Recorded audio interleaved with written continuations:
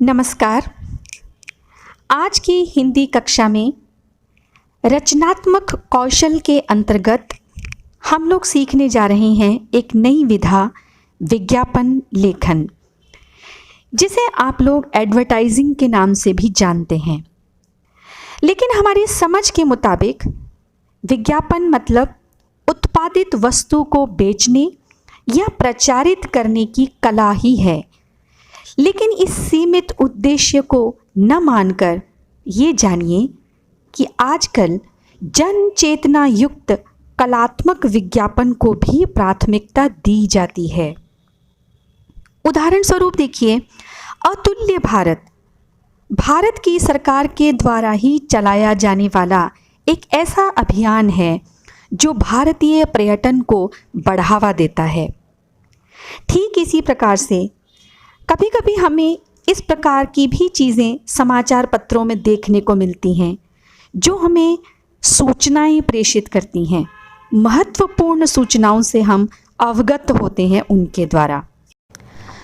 तो फिर हम अच्छे से समझें कि विज्ञापन क्या है, विज्ञापन के उद्देश्य क्या हैं, विज्ञापन के प्रकार कितने हो सकते हैं, या विज्ञापन लेखन कैसे किया जाना चाहिए। और इसी तरह से विज्ञापन लेखन के बहुत सारे उदाहरण देखने पर हम शायद ये समझ पाएं कि ये विधा कैसे काम करती है। तो सबसे पहले जाने अर्थ को। धन ज्ञापन वास्तविक अर्थ निकला विशिष्ट सूचना। तो समझें कि जनसंचार के अंतर्गत संप्रेषण की एक संपूर्ण कला का नाम है विज्ञापन, जो केवल चीज़ों के खरीद फरोख्त की ही बात नहीं करती है। ये हर प्रकार से जन चेतना को जागृत करने का, अलग अलग प्रकार की महत्वपूर्ण सूचनाएं प्रेषित करने का भी काम करता है। यदि उद्देश्य की चर्चा करें तो वहाँ पर तो आप सच में समझिए, आज चारों तरफ उपभोक्तावादी संस्कृति का बोलबाला है। ऐसे में उपभोक्ता, समाज और उत्पादक के बीच संबंध स्थापित करने का एक महत्वपूर्ण कार्य किया जाता है विज्ञापन के द्वारा। आप ये बात तो बहुत अच्छे से समझते हैं कि यदि किसी बात को बार बार दोहराया जाए तो फिर वो झूठी बात भी हो तो सत्य प्रतीत होने लगती है। बस ये विचार जो है, यही विज्ञापनों का आधारभूत तत्व है। तो फिर सोचिए, यदि किसी झूठी बात को भी सत्य प्रमाणित किया जा सकता है ऐसे विज्ञापनों के द्वारा, तो फिर क्या वास्तव में सच्ची बातों को, अच्छी बातों को इसके माध्यम से प्रचारित या प्रसारित नहीं किया जाना चाहिए? ये इसका सबसे बड़ा उद्देश्य भी होना चाहिए और सबसे बड़ा महत्व भी प्रसारित करता है। इसी विज्ञापन के द्वारा आप लोग उत्पादन की बिक्री बढ़ा सकते हैं। दो उत्पाद कंपनियों के बीच में तुलनात्मक जानकारी दे सकते हैं लोगों को। किसी रिक्त स्थान की बात हो सकती है किसी संस्थान के अंदर, नौकरी के लिए आवेदन हो सकते हैं, किराए के लिए घर हो सकता है, नाम बदला जाए, घर बदला जाए, ये जानकारियाँ मिलती हैं। किसी गुमशुदा की तलाश के लिए यही विज्ञापन काम आते हैं। मतलब विज्ञापन के महत्व को समाज के किसी भी क्षेत्र में नकारा नहीं जा सकता है। फिलहाल तो आपको इसे इसलिए सीखना है क्योंकि आपको परीक्षा के अंदर इसे लिखना है, जहां आपको इसके अंक मिलना है। लेकिन वास्तव में यदि पूछें तो इसका महत्व इतना है कि आपको अपने भविष्य में भी व्यावहारिक जीवन में इसकी आवश्यकता पग पग पर पड़ेगी। इसलिए इस विधा को सीखना बहुत ज़रूरी है। अब यदि विज्ञापन के प्रकारों की बात करें तो ये भी अलग अलग आधार पर अलग अलग प्रकार के सुनाई देते हैं। जैसे कि यदि हम इसे क्षेत्र के आधार पर देखें तो ये स्थानीय हो सकते हैं, राष्ट्रीय हो सकते हैं, अंतर्राष्ट्रीय हो सकते हैं।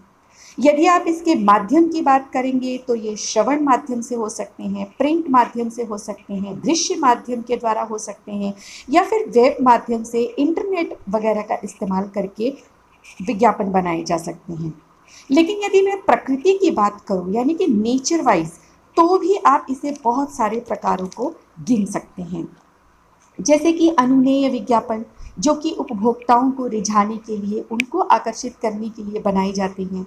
सूचनाप्रद विज्ञापन, जो विज्ञापन आम इंसान के जीवन स्तर को ऊंचा उठाने के लिए सरकारों के द्वारा चलाए जाते हैं, जैसे कि वन्य प्राणी की रक्षा, यातायात सुरक्षा, इस प्रकार के विज्ञापन। सांस्थानिक विज्ञापन जो हैं वो व्यावसायिक संस्थानों के द्वारा बनाए जाते हैं, लेकिन अपने फ़ायदे के लिए बनाए जाते हैं। औद्योगिक विज्ञापन आम इंसानों के लिए नहीं, बल्कि उद्योग से संबंधित व्यक्तियों, प्रतिष्ठानों या फिर निर्माताओं को आकृष्ट करने के लिए बनाए जाते हैं। वित्तीय विज्ञापन अर्थ से संबंधित होते हैं। इनमें लोगों को शेयर खरीदने या फिर निवेश करने के लिए प्रोत्साहित किया जाता है। और सबसे महत्वपूर्ण प्रकार होता है वर्गीकृत विज्ञापन, जिसके बारे में आप लोगों ने सबसे ज़्यादा देखा, सुना, समझा होगा। जैसे कि शोक या संवेदना के विज्ञापन, ज्योतिष से संबंधित विज्ञापन, विवाह से संबंधित, बधाई से संबंधित, वस्तुओं के क्रय विक्रय, ज़रूरत की चीज़ों के बारे में, जैसे किसी संस्थान में किसी व्यक्ति की आवश्यकता है, नौकरियों के लिए या फिर वर वधू के लिए। इस प्रकार के विज्ञापन आप अक्सर समाचार पत्रों में देखते हैं, जो कि छोटे भी होते हैं, सजावट के बिना भी होते हैं और कम खर्चे वाले भी होते हैं। इसके अलावा भी यदि मैं बात करूं तो माध्यमों के आधार पर, जैसे छपे हुए विज्ञापनों को छाप विज्ञापन कहते हैं। बड़े बड़े सार्वजनिक स्थानों के ऊपर, बोर्ड के ऊपर जो विज्ञापन रहते हैं उन्हें बिल बोर्ड विज्ञापन कहा जाता है। या फिर दुकानों के अंदर जो विज्ञापन होते हैं उन्हें इन स्टोर विज्ञापन कहते हैं। तो ऐसे में विज्ञापन लिखना कैसे है, ये बहुत ही ध्यान देने वाली बात है, क्योंकि ये एक कलात्मक कार्य ही होगा। जिस उद्देश्य के लिए विज्ञापन लिखा जा रहा है, उस उद्देश्य को ध्यान में रखना बहुत ज़रूरी है। उसी के आधार पर विज्ञापन को बनाया जाना चाहिए। अब जैसे हम आपकी बात करें विद्यार्थियों की, तो आपको भी परीक्षा के अंदर विज्ञापन लिखना है, तो परीक्षा के आधार पर भी आपको कुछ नियमों का ध्यान रखना है। उसके अलावा जो विषय दिया गया है उसको भी आपको ध्यान में रखकर विज्ञापन को लिखना है। तो आइए हम जल्दी से चर्चा करते हैं कि आपको विज्ञापन लिखते समय क्या क्या चीज़ों का ध्यान रखना है। सबसे पहली बात, जब आप कोई विज्ञापन लिख रहे हैं तो सबसे पहले ध्यान दीजिए कि उसका शीर्षक लिखें। आपको जो विषय दिया गया है उसका शीर्षक लिखें। संक्षेप में लिखें, लेकिन लिखना बहुत ज़रूरी है। ठीक इसके बाद में उपशीर्षक यदि हो तो वो लिखिए। उदाहरण के लिए जैसे आपको ये कहा जाए कि आपको एक सूर्या बैग्स के लिए एक विज्ञापन लिखना है और उसके लिए सेल के बारे में बताना है, तो सबसे पहले शीर्षक में शायद आप सूर्या बैग ही लिखेंगे और उसके नीचे आप लिखेंगे सेल सेल सेल। इस प्रकार से उपशीर्षक हो। ये ज़रूरी नहीं है कि हर बार आपके पास में उपशीर्षक मौजूद हो, कभी कभी वो नहीं भी होता है, लेकिन शीर्षक के साथ में आपको आगे बढ़ना है। दूसरा जो महत्वपूर्ण बिंदु है वो है कि आपको इसके अंदर अपनी जो लिखावट है वो बहुत सुंदर रखने की कोशिश करना है। यहाँ पे ध्यान दीजिए, लिखावट जितनी सुंदर होगी, जितनी आकर्षक होगी, उतना ही वो परीक्षक का ध्यान अपनी तरफ आकर्षित करती है। निश्चित ही पूरे ही परीक्षा के अंदर आपको सुंदर लिखावट का इस्तेमाल करना चाहिए, लेकिन फिर भी यदि हम बहुत जल्दबाजी में भी लिख रहे हैं तो कई बार अक्षर विन्यास गड़बड़ हो जाता है। पर विज्ञापन के समय यह ध्यान ज़रूर दीजिए कि थोड़ा आराम से लिखिए। मूल रूप से देखेंगे 40 से 50 शब्दों के अंदर ही खत्म हो जाता है, इसलिए थोड़ा आराम से एक एक शब्द को सजाते हुए लिखने का प्रयास कीजिए। बिल्कुल जमा कर उन शब्दों को लिखिए। अगला बिंदु महत्वपूर्ण है उसके अंदर कि आप उसमें नारा लिखिए या कोई स्लोगन लिखिए या कोई प्रेरक वाक्य लिखिए। नारा, स्लोगन या प्रेरक वाक्य ये बहुत ज़रूरी होता है कि आप अपनी बात को जल्दी से सामने वाले के दिमाग में फिट कर दें। जाहिर बात है, आप यदि वास्तविक में भी कोई विज्ञापन लिखें और उस विज्ञापन को आप सामने नहीं है व्यक्ति के, तो ऐसे में आपकी भाव भंगिमाएं तो वो देख नहीं सकता है। वो असल में आपको आपके उन लिखे हुए शब्दों के माध्यम से ही पढ़ रहा है। तो ये शब्द उसके दिमाग में जितने अच्छे से जाएंगे उतना ही वो उस चीज़ को, उस आपकी बात को अच्छे से समझने का प्रयास कर पाएगा। तो नारा स्लोगन लिखना ज़रूरी होता है। इसके आगे अगर मैं जाऊं, यदि कभी ऐसा हो कि आप कोई नारा स्लोगन आपको याद नहीं आ रहा है, तो ऐसे में आप ये कर सकते हैं कि कोई मुहावरा या फिर कोई लोकोक्ति इस प्रकार से इस्तेमाल कर सकते हैं, उनको लिखने का प्रयास करें। जाहिर बात है, आप हिंदी में लिख रहे हैं तो इसका ज्ञान आपको होना चाहिए। आपकी शब्दावली में, आपकी भाषा में जितनी ऐसी चीज़ें होंगी वो आपके लेखन को महत्वपूर्ण ही करती हैं। रचनात्मक लेखन का विषय है, यानी लेखन ही आपका बताता है कि आप कितना उस विषय को समझ पा रहे हैं। अगले बिंदु पे यदि मैं जाऊंगी तो वो बिंदु है कि आप काव्य पंक्तियां लिख सकते हैं। कई बार ऐसा होता है, आपने देखा होगा, आप टीवी में भी देखते होंगे, आपने रेडियो पर भी सुना होगा, छपे हुए पन्नों के ऊपर भी आप देखते होंगे कि जोड़ तोड़ करके, तुकबंदी करके कुछ छोटे छोटे पद्य लिखे जाते हैं। ये बहुत ही ज़्यादा प्रभावी होते हैं लोगों को अपनी तरफ आकर्षित करने के लिए। तो आप भी ये प्रयास कर सकते हैं। मैं समझती हूँ कि आप सारे विद्यार्थी बहुत अच्छी अच्छी कविताएं लिखने वाले हैं, बहुत अच्छे से आप समझते हैं, क्योंकि आप लोग सारे ही रचनात्मक लेखन को समझते हैं, सारे ही बड़े मौलिक कवि हैं, मौलिक लेखक हैं। तो अच्छी पंक्तियां आप लिखिए। यदि आपको अच्छे साहित्यकारों की पंक्तियां ध्यान आ रही हैं तो वो लिखिए, और यदि ऐसा नहीं है तो अपनी खुद की लिखिए, मौलिक पंक्तियां लिखिए। ऐसा करने से निश्चित ही बहुत अच्छा प्रभाव परीक्षक के ऊपर पड़ता है। अगला बिंदु यहाँ पर ध्यान दीजिए, आपको जो कुछ भी लिखना है उसे थोड़ा सा आड़ा या तिरछा लिखिए। मैं फिर कह रही हूँ, आड़ा या तिरछा, आपने बिल्कुल सही सुना। सीधा सीधा अनुच्छेद जब हम लिखते हैं, गद्यांश हम लिखते हैं, वो इतना ज़्यादा प्रभावी नहीं होता है। आप उसे जब थोड़ा सा तिरछा इधर उधर लिखते हैं तो एक व्यक्ति की नज़र जाती है कि हम कुछ उसका ध्यान आकर्षित करना चाहते हैं। निश्चित ही आप जो भी विज्ञापन लिख रहे हैं ये हम उसे आकर्षक बनाने के लिए ही करते हैं, ये सारी चीज़ें। तो आप उसे थोड़ा आड़ा तिरछा लिखिए। अगला एक खास बिंदु जो इसके अंदर है वो ये है कि आप जो भी लिख रहे हैं वो वाक्य जो हैं आपके बिल्कुल छोटे छोटे वाक्य होने चाहिए। भाषा बहुत ही सरल होनी चाहिए, सुबोध होनी चाहिए, और वाक्य आपके छोटे होने चाहिए। अब सरल भाषा से अभिप्राय, हिंदी के सरल शब्द इस्तेमाल कीजिए, भारी भरकम शब्दों का इस्तेमाल करने की ज़रूरत नहीं है। सुबोध शब्दों का इस्तेमाल करिए। इसका मतलब ये हुआ कि उसे पढ़े लिखे लोग भी समझ पाएँ, उसे अशिक्षित वर्ग भी समझ पाए, वो शहरी ग्रामीण हर तरह के व्यक्ति की समझ में आने वाला हो।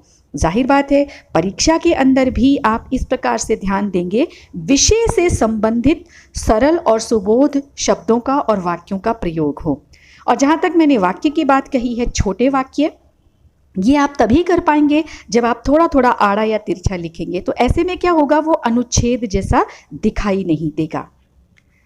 एक अगला महत्वपूर्ण बिंदु है इसके अंदर कि आपको इसके अंदर यथासंभव चित्र बनाना है। बहुत सारे लोग कहते हैं कि चित्र बनाना इतना ज़रूरी नहीं है। निश्चित ही ज़रूरी नहीं है, पर आपने ये भी ध्यान दिया होगा, आप खुद भी जब किसी विज्ञापन को देखते हैं, सुनते हैं, पढ़ते हैं, तो आप उसकी तरफ ज़्यादा आकर्षित होते हैं जिसमें चित्र मौजूद होता है। बिल्कुल यही बात यहाँ परीक्षक के साथ भी होगी। परीक्षक आपको अच्छे अंक देगा यदि आप उसके अंदर चित्र भी बनाते हैं। चित्र दिखे होने पर, बने हुए होने पर, ये आपकी मौलिकता को, आपकी सृजनात्मकता को प्रकट करता है। निश्चित ही हम रचनात्मक लेखन की बात कर रहे हैं, तो आप रचनात्मक रूप से कोई ना कोई चित्र ज़रूर बनाएं। हाँ, एक प्रश्न हो सकता है आपका कि यदि हम अच्छे चित्रकार नहीं हैं तो हम क्या करें? तो इसमें घबराने की बात बिल्कुल भी नहीं है। जो भी विषय आपके सामने प्रस्तुत किया गया है, उस विषय से संबंधित किसी भी प्रकार का चित्र आप बना सकते हैं। उदाहरण के लिए, अब यदि आपको रक्तदान शिविर के लिए कोई विज्ञापन लिखने के लिए कहा गया है, तो जाहिर है आप शिविर नहीं बना सकते हैं, कोई व्यक्ति विशेष नहीं बना सकते हैं जो किसी बिस्तर पर लेटा है, लेकिन आप रक्त की बूंद तो बना सकते हैं। तो इस प्रकार से जो चीज़ आसान हो, उस विषय से संबंधित जो आप समझ पा रहे हैं, वो आप बना सकते हैं। ऐसे ही पानी के लिए है, तो आप गिलास, मग, मटका, ये सब अगर कुछ इस प्रकार की चीज़ें बना सकें तो आप प्रयास कर सकते हैं। जो आपको समझ में आता है, जो आपके लिए आसान हो, वो बनाने की कोशिश कीजिए। अब जब हम चित्र की बात कर रहे हैं, तो इसके साथ ही मैं अगले महत्वपूर्ण बिंदु की तरफ आपका ध्यान आकर्षित करूंगी। वो बिंदु है कि उस चित्र के अंदर रंग भरिए। इस बिंदु के लिए भी बहुत सारे लोग कहते हैं रंग भरना ज़रूरी नहीं है। बिल्कुल ज़रूरी नहीं है, लेकिन ये भी सच है कि रंग सजावट का ही कार्य करेंगे, जो उस विज्ञापन को आकर्षक बनाएंगे, मनोहारी बनाएंगे, रुचिकर बनाएंगे, और ये आपकी अभिनव मौलिक साज सज्जा को प्रस्तुत करेगा परीक्षक के सामने। हाँ, इतना ध्यान आपको ज़रूर रखना है कि लाल और हरा, ये दो रंगों को आप यथासंभव इस्तेमाल न करें। ये अलग बात है, अपवाद के रूप में रक्त के लिए आपको लाल रंग ही इस्तेमाल करना पड़ेगा। ऐसे ही यदि वृक्ष या प्रकृति से संबंधित कोई विज्ञापन आप लिख रहे हैं, तो वहाँ हरा रंग भी इस्तेमाल करना हो सकता है, पर प्रयास करें इन दो रंगों के अलावा। एक बिंदु इसी के साथ मिलता जुलता मैं बोलना चाहूँगी, अगला महत्वपूर्ण। यदि ऐसा भी होता है कि आपके पास समय नहीं है, आप पूरा अच्छे से सारे चित्रों के अंदर रंग नहीं भर पा रही हैं, तो एक कार्य और किया जा सकता है। हाइलाइटर जो होता है वो इस्तेमाल कर सकते हैं। आप सीमाओं को जो रेखांकित कर सकते हैं, उनके अंदर जो विशेष प्रकार से आकृतियाँ आप बना रही हैं, उनको आप हाईलाइट कर दीजिए। ऐसा करने से आपका समय भी ज़्यादा नहीं लगेगा और वो दूर से देखने पर रंगीन भी प्रतीत होंगे। अगला महत्वपूर्ण बिंदु परीक्षा के लिए विज्ञापन लेखन के अंदर जो महत्वपूर्ण है वो नोट करेंगे आप। वो बिंदु है ये कि आपको जो अक्षरों का आकार है, फॉन्ट साइज जिसको आप समझते हैं, वो अलग अलग रखना चाहिए। जैसे कि जब हम ऊपर शीर्षक लिख रहे हैं, वो थोड़ा सा बड़े अक्षरों में लिखिए। जब आप अंदर कोई विस्तार लिख रहे हैं, तो थोड़ा सा सामान्य अक्षरों के साथ में उन चीज़ों को लिख सकते हैं। ठीक वैसे ही जो आपका उपशीर्षक है, वो थोड़ा सा शीर्षक से कम फॉन्ट के अंदर हो सकता है। यानी कि अक्षरों के आकृति के अंदर ध्यान दीजिए। ये बड़े छोटे अगर होते हैं तो भी हम परीक्षक को आकर्षित कर पाएंगे। निश्चित ही यहाँ हमारा उद्देश्य परीक्षक को आकर्षित करना है, और वास्तविक जीवन में हमारा उद्देश्य होता है कि हम दर्शकों, पाठकों और श्रोताओं को आकर्षित कर पाएं। अगला एक और महत्वपूर्ण बिंदु यह है कि आप ये पूरा विज्ञापन जो लिखते हैं उसे एक फ्रेम में रखें। जैसे फ़ोटो फ्रेम के अंदर चीज़ दिखाई देती है, ठीक वैसा ही आपका विज्ञापन दिखना चाहिए, जो कि अलग से स्पष्ट करता है कि आपने एक प्रश्न को हल किया है। ये देखने में भी सुंदर दिखाई देता है। इसी तरह से आप इसके अंदर भी जो कुछ भी लिख रहे हैं उसे भी फूल में, पत्ती में, किसी वर्ग में, किसी आयत में, किसी वृत्त में लिख सकते हैं। यानी कि ये आप बाहर भी बॉक्स बनाएं, ये ज़रूरी नहीं है। ये आकृति भी किसी भी प्रकार की हो सकती है। अगले बिंदु में हम चर्चा करेंगे कुछ खास शब्दों की। मैं ध्यान दिला दूं कि जब हम विज्ञापन लिखते हैं तो कुछ शब्द तो बिल्कुल स्पष्ट होते हैं कि आपको बार बार शायद इस्तेमाल करने ही पड़ेंगे। उदाहरणतः खरीद फरोख्त की जब हम बात करते हैं, तो जैसे कि आइए, ले जाइए, कीजिए, करें, जल्दी करें, ये सब जो शब्द हैं इनको आपको सही तरीके से लिखना आना चाहिए। तो रट ही लें कि इन शब्दों की वर्तनी कौन सी है। मात्रा के ऊपर बिल्कुल ध्यान दीजिए। अब इन खास शब्दों के साथ साथ एक खास विराम चिन्ह को भी समझ लें अगले बिंदु के रूप में। ये चिन्ह है संबोधन या विस्मयादि बोधक का चिन्ह, जो एक ही प्रकार से होता है।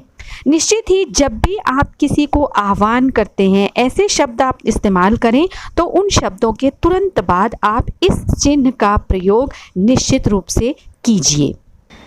जिस बिंदु की अब हम चर्चा कर रहे जा रहे हैं वो भी विज्ञापन लेखन का एक महत्वपूर्ण बिंदु है। ये है पूर्ण जानकारी। जी हाँ, जानकारी के अंतर्गत हम लोग 4 छोटे छोटे बिंदु भी लिख सकते हैं। ध्यान देंगे, सबसे पहली बात है तथ्यों की पूरी जानकारी। जैसे कि जिस भी विषय के ऊपर विज्ञापन है उस विषय को स्पष्ट करें, उसकी विशेषताओं के बारे में छोटा मोटा जिक्र उसके अंदर अवश्य रूप से करें। दूसरा बिंदु इसके अंदर है कि आप जब वस्तु के बारे में लिख रहे हैं, किसी भी उत्पाद के बारे में अगर बात कर रहे हैं, तो उसका मूल्य लिखें, उसकी उपलब्धता के बारे में बताएं, कहाँ पर मिल पाएगी, कब मिल पाएगी वो वस्तु, कैसे मिल पाएगी, ये जानकारी दें। तीसरी बात यहाँ पे स्पष्ट करना रहती है अपना पता या फिर जो हम संपर्क बताते हैं, ये चीज़ें आपको लिखना रहती हैं। तो ये जब भी लिखें तो काल्पनिक लिखें, ध्यान दीजिए, काल्पनिक लिखें। और चौथा बिंदु इसी के अंदर है मोबाइल नंबर। ये भी उसी प्रकार से पहले 2 डिजिट आप लिखें और उसके बाद क्रॉस का निशान लगाएं। अगले बिंदु की तरफ भी ध्यान आपका दिलाना चाहूँगी। ये बहुत अहम बिंदु है कि आप जो भी विज्ञापन लिखें उसको हिंदी भाषा में लिखें। आप कहेंगे कि ये बताने की ज़रूरत कहाँ थी? नहीं, मैं स्पष्ट कर दूं, अक्सर हम अपने आसपास रोज़मर्रा के जीवन में इतनी चीज़ें देखते सुनते हैं कि सहज ही अंग्रेज़ी के शब्द हमारी भाषा में घुल मिल गए हैं। लेकिन विज्ञापन लिखते समय ध्यान रखिए कि आपको हिंदी के शब्दों का ही इस्तेमाल करना है। हाँ, अगर आपको बहुत ही ज़्यादा ज़रूरत महसूस होने लगे, पूरी तरह से आप फंस ही जाएं कि अब तो शब्द ही समझ में नहीं आ रहा हिंदी में इसे क्या कहते हैं, तो ऐसे में भी उसे अंग्रेज़ी में न लिखकर देवनागरी लिपि में लिखने का प्रयास करें।